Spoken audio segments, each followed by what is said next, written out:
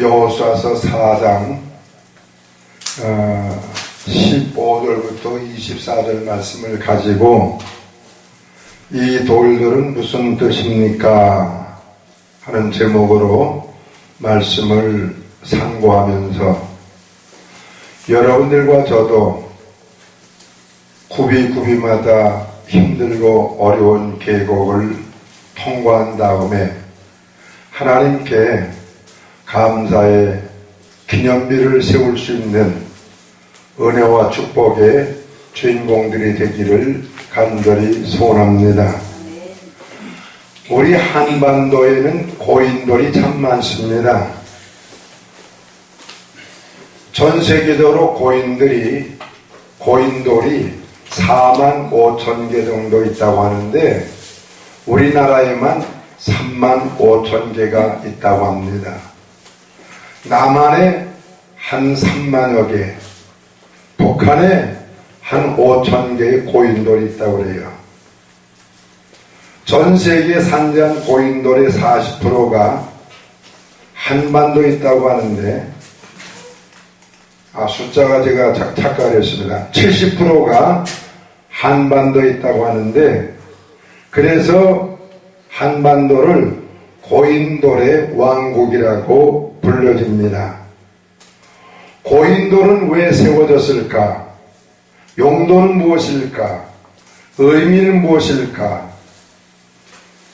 고인돌엔 한반도의 선사시대 역사가 담겨 있고 그들의 비밀이 담겨 있습니다.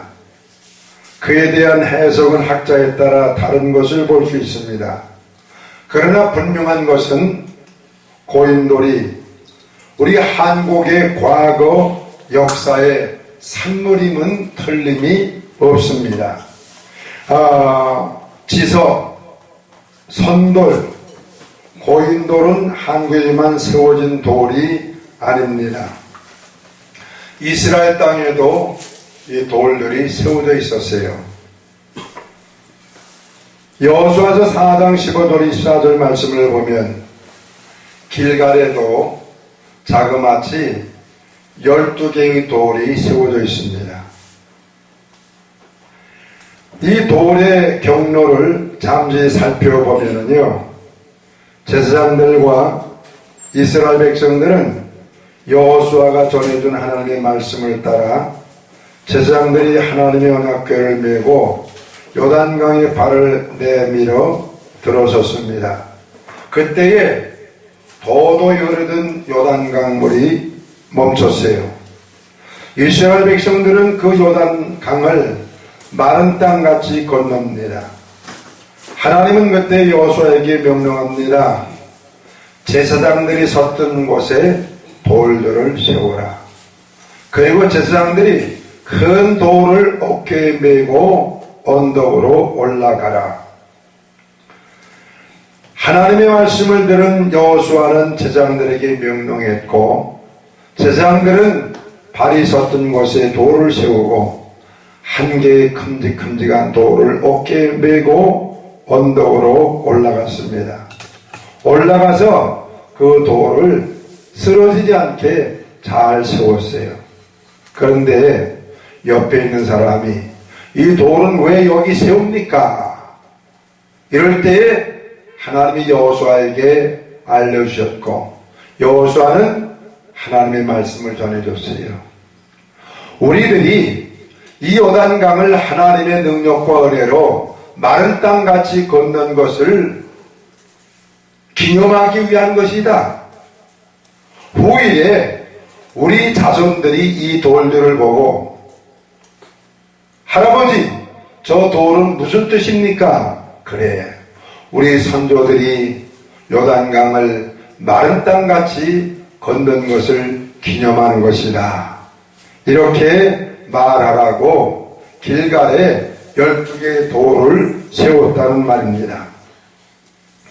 우리는 그동안 수많은 요단강을 건너왔습니다.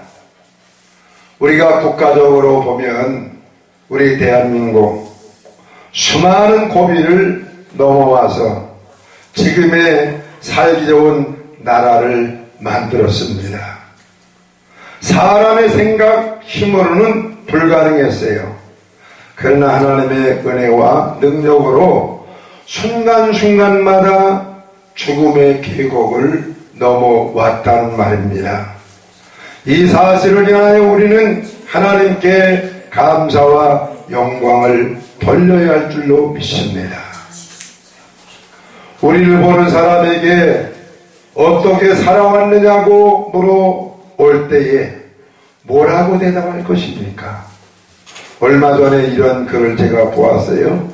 탈북자들이 남한 땅에 와서 깜짝 놀란 것은, 야, 산마다 울긋불긋한 풍잎, 산마다 알록달록 예쁜 꽃들.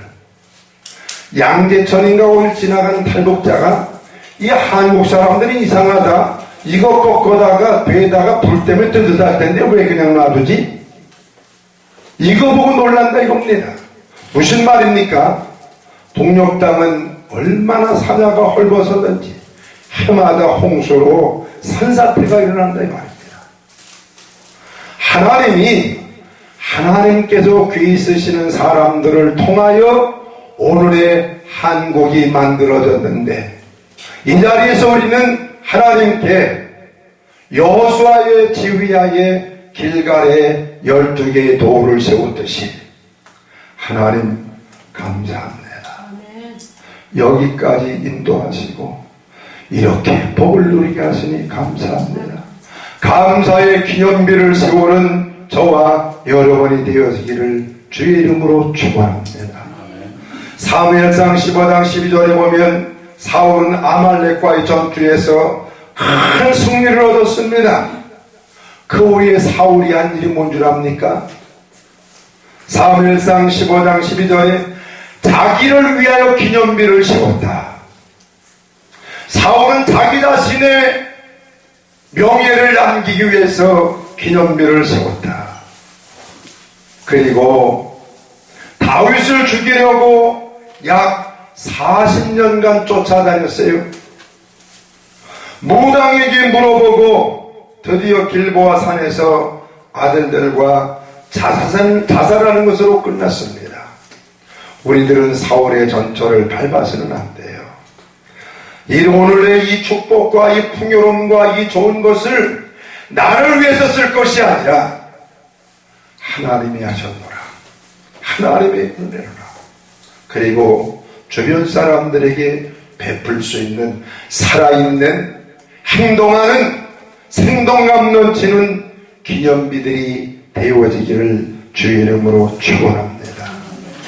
사무엘이 블레셋과의 전투에서 승리를 합니다.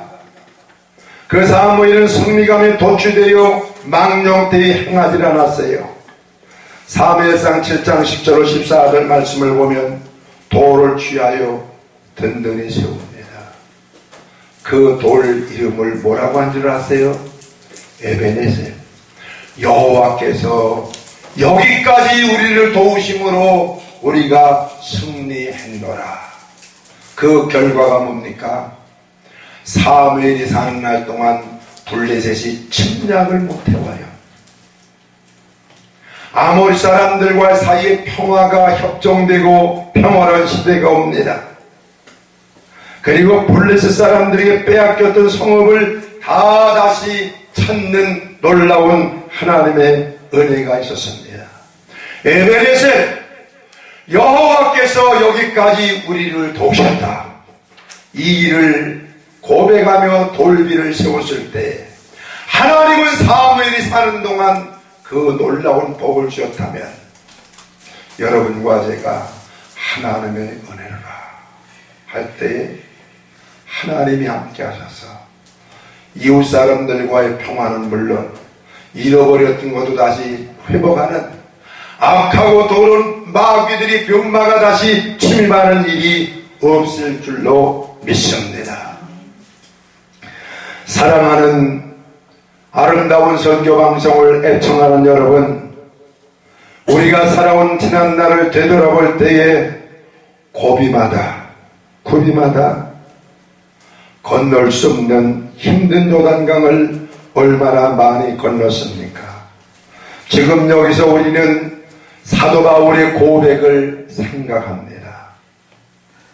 고린도전서 15장 10절에 나의 나된 것은 하나님의 은혜라.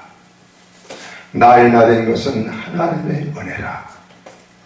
여러분, 저녁에 잠자리에 들면서 오늘 하루 무사히 지낸 것 하나님의 은혜라.